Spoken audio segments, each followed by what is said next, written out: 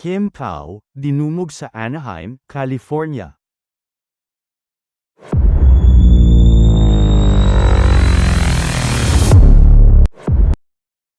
Minsan pang pinatunayan ng Kim Pao ang pagiging box office live concert love team nila sa dami ng mga nanood ng ikalawang show nila sa US, ang Love Kim Pao World Tour.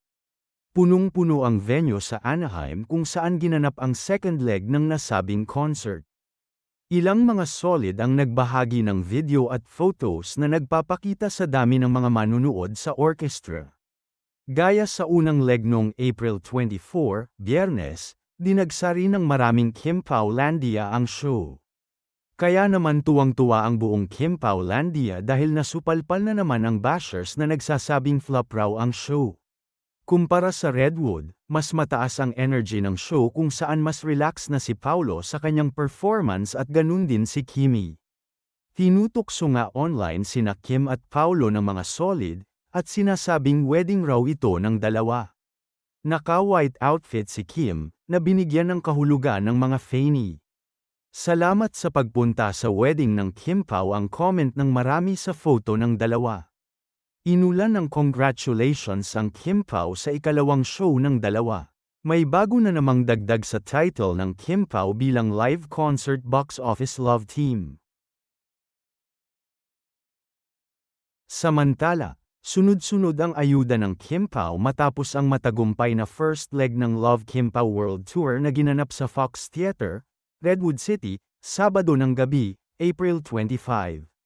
Nag-leave si Kim Chiu kinabukasan bago sila lumipad patungo namang Lax Airport para sa second leg ng kanilang concert sa Anaheim. Katabi niya si Paolo Avellino.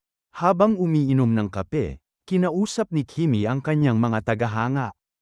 Kasabay nito ang pagbida ng aktres sa positive result ng una nilang show. Ayon kay Kimi, kakaiba ang naganap nilang show dahil nagkaroon sila ng mas malapit na connection sa kanilang mga tagahanga.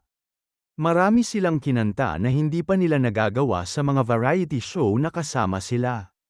Nagpalasamat si Kim sa mga manunood ng kanilang show at sa energy na ibinigay ng mga ito. Lahat ng mga tumutok sa live ay binati ni Kimi at binanggit isa-isa ang kanilang mga pangalan. Wish ni Kim na magkaroon sila ng show sa France kahit kagagaling lang niya dito para sa business management short course at baking pastry lesson. Si Paulo naman ay sa shoot ng project nila ni Nadine Lustre. Bet rin ni Kim na mag-show sa Dubai at sa iba pang parte sa Middle East pagkalma daw na ang tensyon sa nasabing bansa. Posibleng ang susunod na destinasyon ng Kim Pao ay sa Maldives. Nagpahayag ng pagnanais niyang makapunta sa Maldives ng isa sa mga nakatutok sa live ay nasa nasabing bansa. Hindi pa raw siya nakakarating sa Maldives kaya gusto niyang makarating dito. 3 beses ipinakita ni Kim si Paulo sa live. Ang una ay kalahati lang ng katawan nito. Ang ikalawa ay mukha na nito sa kamera. Mag-hello ka, utos ni Kim kay Paulo. Tumugon naman si Paulo na kumaway naman ito. Ang ikatlo ay bago matapos sa kanyang live si Kimi, at kumaway uli si Paulo. Hindi nagawang pagtripa ng todo ni Kim si Paulo. Bukod sa tila kulang pa ito sa tulog, abala rin ito sa kanyang cellphone. Tawang-tawa si Kim kay Paulo. Dahil deadma lang ang kapareha sa kanyang live.